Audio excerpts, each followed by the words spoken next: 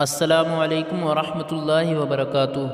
سلطان محمود غزنوی نے بہلول کو ہدایت کی کہ بازار جائیں اور قصائیوں کے ترازو اور جن پتھروں سے وہ گوشت تولتے ہیں وہ چیک کریں، اور جن کے تول والا پتھر کم نکلے انہیں گرفتار کر کے دربار میں حاضر کریں۔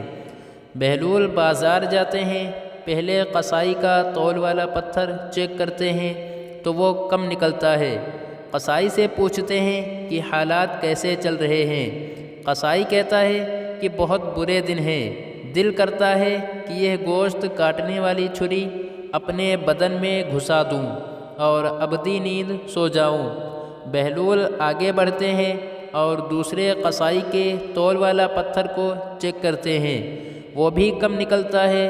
قصائی سے پوچھتے ہیں کہ حالات کیا ہیں، وہ کہتا ہے کہ کاش اللہ نے پیدا ہی نہ کیا ہوتا، بہت ضلالت کی زندگی گزار رہا ہوں۔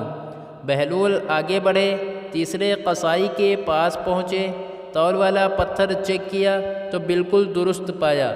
قصائی سے پوچھا کہ زندگی کیسے گزر رہی ہے۔ قصائی نے کہا کہ اللہ تعالیٰ کا لاکھ لاکھ شکر ہے، بہت خوش ہوں، اللہ تعالیٰ نے بڑا کرم کیا ہے، اولاد نیک ہے، زندگی بہت اچھی گزر رہی ہے۔ بہلول واپس آتے ہیں، سلطان محمود غزنوی پوچھتے ہیں کہ کیا حالات ہیں۔ بہلول کہتے ہیں کہ کئی قصائیوں کے تول والے پتھر کم نکلے ہیں۔ سلطان محمود غزنوی نے غصے سے کہا کہ پھر انہیں گرفتار کر کے لائے کیوں نہیں؟ بہلول نے کہا اللہ تعالیٰ انہیں خود سزا دے رہا تھا، ان پر دنیا تنگ کر دی تھی تو یہاں لانے کی کیا ضرورت تھی؟